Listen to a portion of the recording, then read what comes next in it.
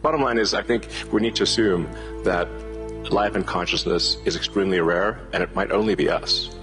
And if that's the case, then we need to do everything possible to ensure that the light of consciousness is not extinguished, because we're effectively, the way I view it is, the image in my mind is of a tiny candle in a vast darkness, a tiny candle of consciousness that could easily go out. And that's why it's important to make life multiplanetary, such that if there is a natural disaster or a man-made disaster on Earth, that consciousness continues. That's the purpose of SpaceX. The overall goal of my companies is to maximize the future of civilization, like basically maximize the probability that civilization has a great future, and to expand consciousness beyond Earth. So if you take SpaceX, for example, that SpaceX is about advancing rocket technology to the point where we can extend life and consciousness beyond Earth, to the moon, to Mars, eventually to other star systems. I think we should always view consciousness, life as we know it, as precarious and delicate, because to the best of our knowledge, we don't know of life anywhere else. You know, I'm often asked, are there aliens among us? And I'll say that I am one, but... Or you're from the future. They don't believe me. I think if anyone would know if there are aliens among us, it would be me. We have 9,000 satellites up there, and not once have we had to maneuver around an alien spaceship.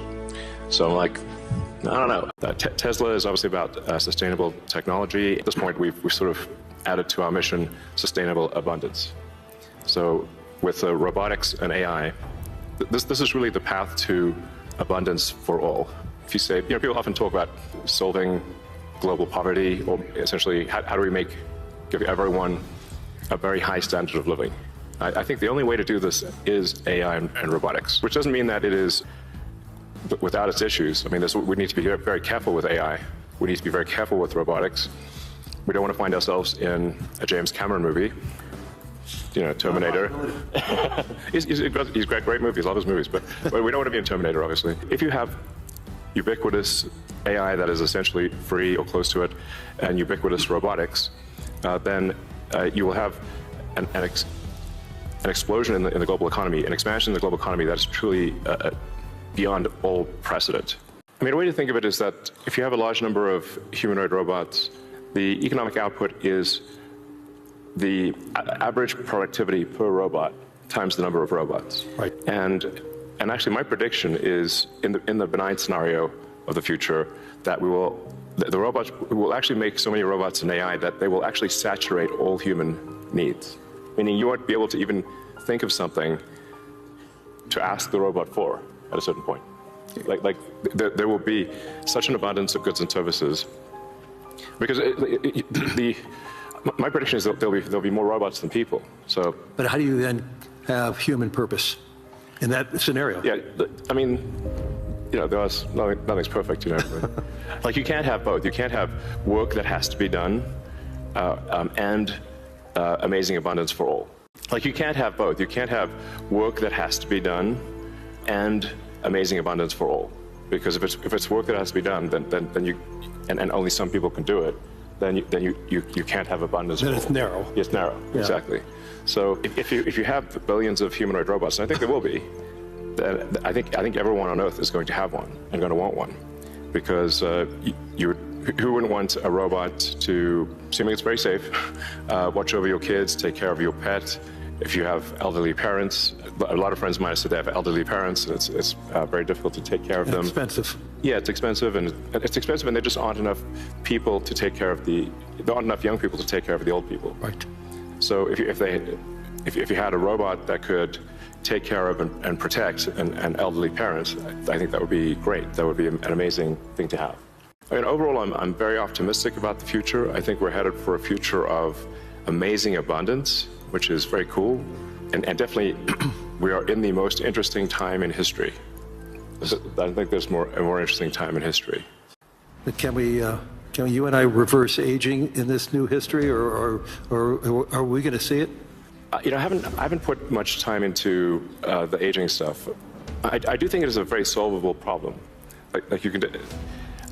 I think when we figure out what causes aging, I think we'll find it's incredibly obvious. It's not a subtle thing. The reason I say it's not a subtle thing is because all the cells in your body, with some pretty much age at the same rate. Good. I've never seen someone with an old left arm and a young right arm ever in my life. So why is that? That means that there must be a clock, a synchronizing clock, Right. that is synchronizing across 35 trillion cells in your body. There is some benefit to death, by the way.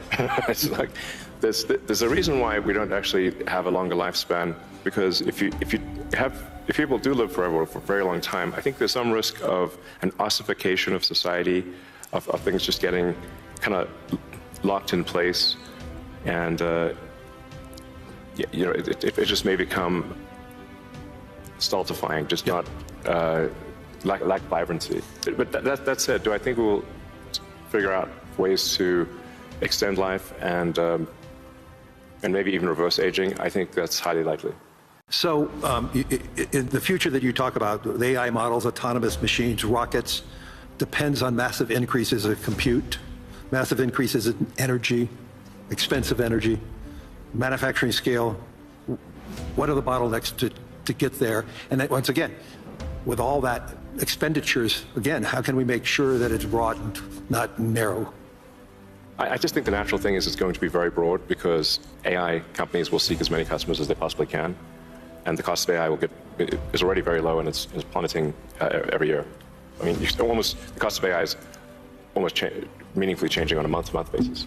There's open models now everywhere. Yeah. Yes, there's open models. And the open models only lag, they're maybe a year behind Right. the sort of closed models. So I think the AI companies will seek as many customers as possible, which means they'll provide AI to the world. But the cost of getting to there, the compute, the chips, the fab, the powering, that to me, what are the those are huge. The limiting factor. Yeah, I think the limiting factor for AI deployment is fundamentally electrical power. When you look beyond Earth, the sun rounds up to 100% of all energy. This is an important thing to consider. So the sun is 99.8% of the mass of the solar system. Jupiter is about 0.1%, and everything else is miscellaneous. Now, even if you were to burn Jupiter in a thermonuclear reactor, the amount of energy produced by the sun would still round up to 100%, because Jupiter is only 0.1%. If you teleported 3 more Jupiters into our solar system, and burnt 3 more Jupiters, and everything else in the solar system, the sun's energy would still round up to 100%. So it's really all about the sun. I mean, we're seeing the rate of AI chip production increase exponentially, but the rate of electricity being brought online is 3%, 4% a year, Yeah. max. Yeah, it's clear that we're very soon, maybe even later this year, we'll be producing more chips than we can turn on. But except for China. China's growth in electricity is tremendous. They're building 100 gigawatts of nuclear as we speak. Actually, solar is the biggest thing yeah. in China. So I believe China's production capacity on solar is 1,500 gigawatts a year, and they're deploying over 1,000 gigawatts a year of solar. Now, for continuous solar load, you divide that by roughly, 4 or 5. Call it that's around 250 gigawatts of steady state power paired with batteries. And that's a very big number. That's half of the average power usage in the U.S. Right. So U.S. power usage on average is 500 gigawatts. China, just in solar, in solar that can provide steady state power and batteries, can do half of the U.S. electricity output per year just with solar. Solar is by far the biggest source of energy. And actually, when you look beyond, or even on Earth, but certainly beyond Earth, the sun rounds up to 100% of all energy. One of the things we'll be doing with SpaceX within a few years is launching solar-powered AI satellites, because the space is really the source of immense power, and then you don't need to take up any room on Earth. There's so much room in space, and you can scale to enormous. You can scale to, I think, ultimately hundreds of terawatts a year. Why don't you tell the audience, what would it take for the United States and what type of geography would it take to have that solar field to electrify the United States? I guess a rough way to think about it is 100 miles by 100 miles, or call it 160 kilometers by 160 kilometers of solar is enough to power the entire United States. So the 100 mile by 100 mile area is, I mean, you could take basically a small corner of Utah, Nevada, New Mexico. Obviously, you wouldn't want it all in one place, but it is a very small percentage of the area of the U.S. to generate all of the electricity that the U.S. uses. And the same is true, actually, I mean, for Europe. You could take relatively unpopulated areas of, say, Spain and Sicily, and generate all of the electricity power that Europe needs. So why don't you think that there's a movement towards that here and in the United States? Well, there is. As it is in China. Well, unfortunately, in the U.S., the tariff barriers for solar are extremely high, and that makes the economics of deploying solar so artificially high because China makes almost all the solar. The SpaceX and Tesla teams both separately are working to build to 100 gigawatts a year of solar power in the U.S., of manufactured solar power. That'll probably take us done in about 3 years or something. But these are pretty big numbers. I'd encourage others to do the same. We obviously don't control the U.S. Tariff policy, but for other countries, I would recommend that China makes solar cells that are incredibly low cost, and I think it would be worth doing large-scale solar. How quickly, you talked about the billions of robots, but how quickly can they be deployed in a manufacturing setting? How quickly can they be utilized and be functional and create that abundance that you talked about? Humanoid robotics will advance very quickly. I think we do have some of the Tesla Optimus robots doing simple tasks in the factory, except probably later this year. By the end of this year, I think they'll be doing more complex tasks, but still deployed in an industrial environment. And probably sometime next year, I'd say that by the end of next year, I think we'd be selling humanoid robots to the public. That's when we are confident that it's very high reliability, very high safety, and the range of functionality is also very high. You can basically ask it to do anything you'd like. The Tesla full self-driving software, we update it sometimes once a week. Recently, some of the insurance companies have said that it is actually so safe, when Tesla full self-driving is so safe that they're offering customers half-price insurance if they use Tesla full self-driving in the car. And that can be monitored by the insurance company? Is that part of the agreement? Yeah. I think self-driving cars is essentially a solved problem at this point. And Tesla's rolled out sort of robo-taxi service in a few cities, and will be very, very widespread by the end of this year within the U.S. And then we hope to get supervised full self-driving approval in Europe, hopefully next month. Really that quickly?